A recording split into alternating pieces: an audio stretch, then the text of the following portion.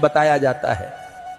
मैंने कहा वे झूठ बोलते हैं। अगर कोई इंसान बीमार होता है तो कहां जाएगा बोलो? राम मंदिर जाओगे या अस्पताल जाओगे? कहते हैं गाय का गोबर खाने से कैंसर ठीक होता है, तो बताओ भक्तों, इलाज के लिए विदेश क्यों जाते हो? समझो जरा। ये सब हम लोगों को भगवान के नाम पर गुमराह कर रखा है। और जब यही लोग कहते हैं धन दौलत त्याग कर भगवान की शरण में आ जाओ, और खुद कहीं पर भागवत कहने जाते हैं, लाखों रुपये लेते हैं। ये मायाजाल ही तो है। भगवान की शरण में जाने का मतलब यह थोड़ी है कि अपने शरीर का ध्यान छोड़ दो। जो शरीर भगवान ने दिया है उसकी सेवा भी तो ईश्वर सेवा है। जब बुखार आता है तब राम की जगह दवा ढूंढते हो। जब जीवन भर की परेशानी हो तब बाबा का झूठा गोबर इलाज क्यों बन जाता है? गाय पूज्य है, इसमें कोई दो राय नहीं, पर यह कहना कि गोबर खाने से कैंसर ठीक हो जाएगा, यह विज्ञान नहीं, धोखा है। जो कथावाचक कहते हैं धन दौलत छोड़ दो, भगवान की शरण में आ जाओ, वो खुद लाखों के हवाई सफर करते हैं, एसी पंडाल में रुकते हैं और पाटीदारों से लिफाफा लेते हैं। तो त्याग हमें क्यों सिखाते हो? तपस्या की राह हमें क्यों दिखाते हो, जब खुद तुमने उसका कोई अनुसरण नहीं किया? भगवान के नाम पर डर बेचकर जो अपने महल खड़े करते हैं वो संत नहीं, व्यापारी हैं। सच्ची भक्ति वो है जो आंखें खोलती है, ना कि आंखें बंद करवाती है। और आखिर में बात सीधी सी है, भगवान अंधविश्वास से नहीं, सच सेवा और विज्ञान से मिलते हैं। सीताराम सीताराम। भविष्य मालिका कहती है जब पाप बढ़ेगा तो समय न्याय करेगा और धर्म की असली परीक्षा शुरू होगी।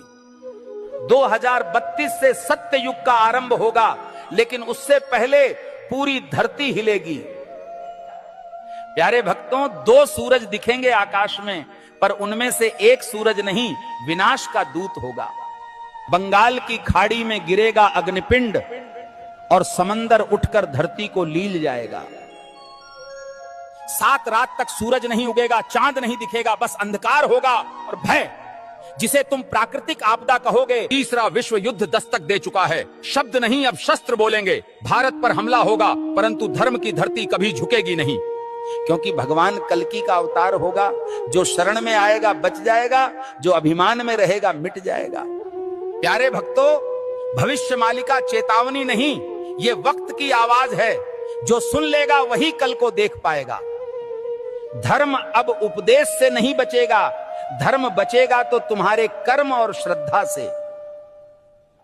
जो अब भी सो रहे हैं, समय उन्हें जगाएगा नहीं, बल्कि बहा देगा इतिहास की धूल में। अब भी समय है भक्तों, या तो धर्म के साथ खड़े हो जाओ या अधर्म के साथ डूब जाओ।